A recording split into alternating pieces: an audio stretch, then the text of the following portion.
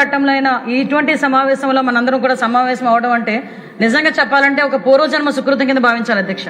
ఎందుకంటే ఇటువంటి ఈ బృహత్తరమైన కార్యక్రమంలో మనందరం కూడా సమావేశాలు ఏర్పాటు చేసుకొని చట్టబద్ధత కల్పించే విషయంలో మనందరం కూర్చొని ఒక తీర్మానాన్ని ప్రవేశపెట్టేటప్పుడు అధ్యక్ష, దీని వెనుక ఉన్న పడ్డ అవమానాలు కానీ, దీని వెనుక చేసిన పోరాటాల గురించి కానీ, దీని వెనుక చేసిన త్యాగాల గురించి కూడా మనందరం కూడా మాట్లాడుకోవాల్సిన అవసరం ఎంతైనా ఉంది అధ్యక్ష.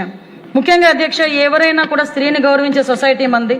అటువంటి సూర్యోదయం నుంచి కూడా సూర్యాస్తమయం వరకు కూడా మహిళల పాత్ర లేకుండా ఏ మనిషికి కూడా మనుగడ లేదు అని చెప్పి పురాణాలు కూడా చెప్తే మనకి కూడా అదంతా కూడా మనకు తెలుసు అధ్యక్ష. అటువంటి సందర్భంలో అధ్యక్ష, శాతవాహనుల కాలంలో కూడా అధ్యక్ష మహిళలకు సమాజంలో రాజకీయంలో ఉన్నత స్థానం కూడా ఉండేది అధ్యక్ష. నాగానిక ఇందాకే మన సభ్యులు కూడా చెప్పారు, గౌతమి బాలశ్రేణి వంటి వారు చారిత్రాత్మక ప్రాధాన్యత కలిగిన మహిళామణులు అధ్యక్ష. అప్పట్లోనే శాతవాహన రాజు గౌతమిపుత్ర శాతకర్ణి, ఆ గౌతమిపుత్ర శాతకర్ణి సినిమా తీసిన మన బాలకృష్ణ గారు కూడా ఇదే సభలో ఉండటం కూడా యాదృచ్ఛికమనే చెప్పాలి అధ్యక్ష. అటువంటి గౌతమిపుత్ర శాతకర్ణి అంటేనే తల్లి పేరుని ముందుని పెట్టుకొని తిరిగి తన బిడ్డ పేరుని పెట్టిన సందర్భాన్ని కూడా ఆ రోజుల నుంచే మహిళలకు ఇచ్చిన ప్రాధాన్యత కలిగిన అటువంటి వంశంలో ఉన్న అమరావతి మహిళలు ఈ రాజధాని విషయంలో ఎంత పోరాటం చేశారో, ఎంత అవమానాలు పడ్డారో తెలుసు అధ్యక్ష. అటువంటి చరిత్ర కలిగిన మహిళలను అధ్యక్ష ప్రతిపక్ష నాయకుడు అనలేము, ఆ పులివెందుల ఎమ్మెల్యే వాళ్ళ తాలూకా వాళ్ళందరూ కూడా ఈ మాట నేను అనొచ్చో లేదో నాకు తెలియదు అధ్యక్ష. వేశ్యల రాజధాని అన్న పదం ఉపయోగించడం కూడా అధ్యక్ష చూస్తే నిజంగా సభ్య సమాజం తలదించుకోవాలి, వాళ్ళ విజ్ఞతకి కూడా వదిలేస్తున్నాం అధ్యక్ష. అటువంటి పదాలు ఉపయోగించిన సందర్భాన్ని కూడా వాళ్ళ విజ్ఞతకు వదిలేయాలి అధ్యక్ష. ఎందుకంటే అధ్యక్ష, అమరావతి రాజధానిగా ఆ రోజు మేమందరం కూడా ఎమ్మెల్యేలుగా మేము ఉన్నాం 2014-19లో. అమరావతి రాజధానిగా ప్రవేశపెట్టిన తర్వాత అమరావతి రాజధానిని ప్రజా రాజధానిగా నిర్మించాలి, ఒక పవిత్ర రాజధానిగా నిర్మించాలని ఒకే ఒక ఉద్దేశంతో అమరావతి రాజధాని శంకుస్థాపనకి కూడా వివిధ ప్రాంతాల నుంచి, ఆంధ్రప్రదేశే కాదు దేశంలో వివిధ ప్రాంతాల పుణ్యక్షేత్రాల నుంచి మట్టిని తెప్పించారు, నీళ్ళని తెప్పించారు. వాటన్నిటినీ కలిపి ఒక శంకుస్థాపన చేసి దాన్ని ఒక ప్రజా రాజధానిగా, పవిత్రమైన రాజధానిగా ఆ రోజు నిలబెట్టాలనే తపనతో ఆ రోజు గౌరవ ముఖ్యమంత్రి గారు శంకుస్థాపన చేశారు. ఆ శంకుస్థాపనకి ఒకే ఒక పిలుపు, సుమారు ఇందాకే నారాయణ గారు చెప్పారు, ఒక చిన్న సమస్య లేకుండా 33,000 ఎకరాలు, 29,000 మంది రైతులు. ఇందులో చూసుకుంటే అధ్యక్ష, ఎకరా లోపు ఉన్న వాళ్ళు సుమారుగా 72% అధ్యక్ష.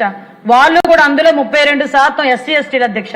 అంటే సుమారుగా 30,000 ఎకరాల్లో 20,000 ఎకరాలు ఎకరా లోపున్న రైతులు వాళ్ళ 10,000 ఎకరాలు ఎకరా లోపున్న రైతులు ఇచ్చారంటే, అంటే దాని ఎంత చిన్నకారు సన్నకారు రైతులు ఈ రాష్ట్ర భవిష్యత్తు గురించి, ఈ రాష్ట్ర ప్రజల గురించి, వాళ్ళ బిడ్డల భవిష్యత్తు గురించి కేవలం విజనరీ నాయకుడు గౌరవ చంద్రబాబు నాయుడు గారు చేతిలో పెడుతున్నామన్న ఒకే ఒక భరోసాతో, వాళ్ళ బిడ్డలకి భవిష్యత్తు ఉంటుందన్న భరోసాతో, వాళ్ళకి రాజధానిలో వాళ్ళు ఒక పార్ట్ అయ్యామని చరిత్రలో నిలబడే సందర్భం గురించి వేచి చూస్తూ ఆ రోజు ఆ భూమిని అంతటిని చేతిలో పెట్టారు అధ్యక్ష.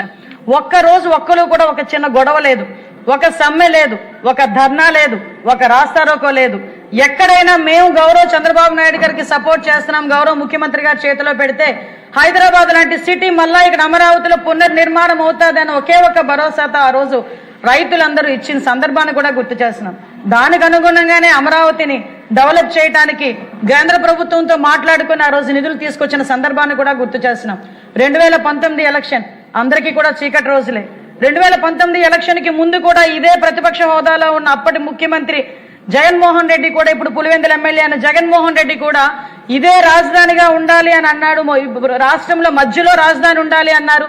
అదేవిధంగా దీనికి ఇక్కడే నేను ఇల్లు కట్టుకుంటున్నాను, కేంద్ర ప్రభుత్వం సహాయం చేసినా చేయకపోయినా నేను అమరావతి నిర్మిస్తానంటే ఆ కళ్ళబొల్లి మాటలు నమ్మిన చాలా మంది ప్రజలు అతనికి ఓటేసి గెలిపించిన మరుక్షణం ఏదో అంటారు కదా, రెండో సైడ్ ఉంటుందని చెప్పి రాక్షసుడు రెండో వైపు చూపిస్తాడు అన్నట్టుగా ఆ రోజు అది రెండో వైపు చూపించి 2019 డిసెంబర్ 18వ తారీఖు అతను చేసిన ప్రకటన అధ్యక్ష, ఒక్కసారిగా రాష్ట్ర ప్రజలతో పాటు అమరావతి రైతులు కూడా ఉలిక్కిపడే పరిస్థితి అధ్యక్ష. ఎందుకంటే ఒక రోజు వ్యవసాయం చేసుకుంటేనే కానీ పూట గడవని పరిస్థితిలో ఉన్న ఆ రైతాంగం ఎంతో కష్టపడి నమ్మకంతో ఆ రోజు రాజధానికి ఇస్తే ఈ రోజు రాజధాని ఒకటి కాదు 3 రాజధానులు అని చెప్పి దీన్ని నిర్వీర్యం చేసే పరిస్థితి వస్తే ఆ రోజు రాత్రి నుంచి కూడా మొదలుపెట్టిన పోరాటం అధ్యక్ష సుమారుగా 1631 రోజులు సాగిందంటే స్వతంత్ర ఉద్యమం తర్వాత ఇంత పెద్ద ఉద్యమం జరిగింది కేవలం అమరావతి ఉద్యమం ఒకటే అధ్యక్ష. అది కూడా అధ్యక్ష మహిళల చేత నిర్వహించబడిన అంతమంది వేలాది మంది మహిళలు 1631 రోజులు కూడా రోడ్ల మీదకి వచ్చి ఆ ఉద్యమంలో పాల్గొన్న మహిళలను చూస్తే అధ్యక్ష నిజంగా కడుపు తరుక్కుపోద్ది అధ్యక్ష. చంటి బిడ్డను ఎత్తుకుని ఒక ఆమె వచ్చింది, కడుపుతో గర్భిణిగా, ఒక 9 నెలల గర్భిణిగా వచ్చి ఒక ఆమె వచ్చి ఉద్యమంలో కూర్చుంది. చంటి బిడ్డను ఎత్తుకుని బాలింతరాలు వచ్చి ఒక ఉద్యమంలో కూర్చుంది. ఆఖరికి ఒక ముసలి అవ్వ, మోకాలు నొప్పులున్నా, ఇటువంటి ఆరోగ్య సమస్యలున్నా ఈ బిడ్డల భవిష్యత్తు గురించి నేను ఉద్యమం చేస్తానని చెప్పి ఉద్యమంలో కూర్చుంది. అదేవిధంగా అధ్యక్ష చాలా మంది గృహిణులు ఇంట్లో పిల్లల్ని, భర్తని వదిలిపెట్టి రోడ్ల మీదకి వచ్చి 1631 రోజులు మా బిడ్డల భవిష్యత్తు గురించి, ఈ దేశ భవిష్యత్తు గురించి మేము పోరాటం చేస్తున్నామని 1631 రోజులు చేశారంటే దాని ఫలితం అధ్యక్ష ఈ రోజు మనం పెట్టుకోబోయే తీర్మానం అని చెప్పి నేను చెప్తున్నాను అధ్యక్ష. ఎందుకంటే అధ్యక్ష నిజంగా చెప్పాలంటే అమరావతి ఈ రోజు మనం సాధించుకోగలిగాము, దీనికి చట్టబద్ధత కల్పించుకుంటున్నాము అంటే ఆ మహిళలు చేసిన త్యాగం, ఆ మహిళలు చేసిన పోరాటం కింద మనం డెఫినెట్ గా చూసుకోవాలి అధ్యక్ష. ఆ మహిళలు పోరాటం చేస్తారు అధ్యక్ష. నిజంగా ఒక్కొక్కసారి చాలా బాధ అనిపిస్తుంది. ఆ సందర్భంలో నేను కూడా ఆ మహిళ రాజధాని రైతులు చేస్తున్న ఉద్యమంలో ఒక మహిళా తెలుగుదేశం పార్టీ మహిళా అధ్యక్షురాలిగా నేను కూడా పాల్పంచుకున్న సందర్భాలు ఉన్నాయి అధ్యక్ష. ఆ రోజు ఏదైతే తీర్మానం పెట్టారో ఆ రోజు గౌరవ ముఖ్యమంత్రి గారిని జరిగిన అవమానాన్ని కూడా ఇందాక అచ్చెన్నాయుడు గారు కూడా మనకు చెప్పారు అధ్యక్ష. ఆ రోజు ఎప్పుడూ లేని మెట్ల మీద, అసెంబ్లీ మెట్ల మీద కూర్చున్న సందర్భం దగ్గర నుంచి ఆ రోజు అక్కడి నుంచి బయటకు వచ్చి ఒక ఎందుకు పనికిరాని ఒక పాత బస్సులో తిప్పి నడి రోడ్డు మీద వదిలేసిన సందర్భం నుంచి ఆ రోజు గ్యాలరీలో కూర్చున్న సందర్భం వరకు కూడా ఒక్కసారి గుర్తు చేసుకోవాలి అధ్యక్ష. ఎందుకు ఈ రోజు మహిళా రైతులు చేసిన ఉద్యమం గురించి మాట్లాడాలంటే ఇది రికార్డులోకి రావాలి. ఎందుకంటే ఇది ఒక చరిత్ర. రేపొద్దున భావి తరాలు కూడా అమరావతి ఎలా మనం తిరిగి పునర్నిర్మించుకున్నామంటే ఒక్కసారి పుస్తకాలు తీస్తే ఆ మహిళా రైతులు చేసిన త్యాగాలు కూడా గుర్తుపెట్టుకోవాలి అధ్యక్ష. ఇదే మహిళా రైతులు ధర్నాలు చేస్తా ఉంటే పోలీసుల చేత ఇష్టానుసారంగా కొట్టించడం, జుత్తు పట్టుకొని ఈడ్చుకెళ్లారు అధ్యక్ష మహిళల్ని. కనీసం మహిళని కూడా చూడకుండా జుత్తు పట్టుకుని ఈడ్చుకుని వెళ్ళారు. ఎవరైనా మహిళలు ధర్నా చేస్తే ధర్నా చేయొద్దని చెప్పినా కూడా అక్కడే కూర్చుంటే బూటి కాలుతో కడుపులో తన పరిస్థితి కూడా అధ్యక్ష. ఆఖరికి ఎందుకంటే ఎవరైనా జన్మస్థానం, మన మనిషి జన్మస్థానం అదే ఉదరం, అటువంటి పొట్టల మీద కూడా, కడుపు మీద కూడా బూటి కాలుతో తన్ని ఈడ్చుకొని వెళ్ళి ఆ బస్సుల్లోని, ఆ లారీల్లోని ఎక్కించి అరెస్ట్ చేసిన సందర్భాలు. ఈ రోజు మాకు ఎక్కడ కూడా న్యాయం జరగకపోతే దేవుణ్ణి మొక్కుకుంటామంటే ఆ మహిళా రైతులందరూ కూడా కనకదుర్గమ్మ అమ్మవారి టెంపుల్ దగ్గరికి పాదయాత్ర చేస్తే ఎంత దారుణంగా వాళ్ళందరూ హింసించారో మనందరం కూడా కళ్ళతో చూసాం అధ్యక్ష. ఆఖరికి న్యాయస్థానం నుంచి దేవస్థానానికి పాదయాత్ర పెట్టుకుంటే ఆ రోజు పర్మిషన్ ఇవ్వకపోతే కోర్టు ఇచ్చిన పర్మిషన్ నేపథ్యంలో వాళ్ళు ఆ రోజు పాదయాత్ర స్టార్ట్ చేస్తే అధ్యక్ష, ఇక్కడ ఒక విషయం చెప్పాలి అధ్యక్ష, ఒక మహిళ పోరాటం చేస్తే కుటుంబానికి ఉపయోగపడుతుందేమో, వేలాది మంది మహిళలు పోరాటం చేస్తే సమాజమే మారుతుంది, చరిత్రే తిరగరాస్తారని చెప్పడానికి ఇదొక ఉదాహరణ అధ్యక్ష. అదే మహిళ రోడ్డు మీదకి వచ్చి పోరాటం చేస్తే చుట్టుపక్కల సమాజం అంతా ఏ రకంగా సపోర్ట్ చేస్తుందో చెప్పడానికి అదొక ఉదాహరణగా కూడా చెప్పొచ్చు అధ్యక్ష.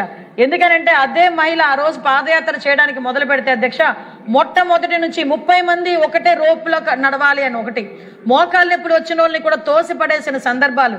ఆఖరికి వాళ్ళు ధర్నాలు చేస్తా ఉంటే మగ పోలీసులు ఆడ పోలీసులు ఉన్నప్పటికీ కూడా మగవాళ్ళతో పోలీసులతోని ఈడ్చుకెళ్లిన సందర్భాలు.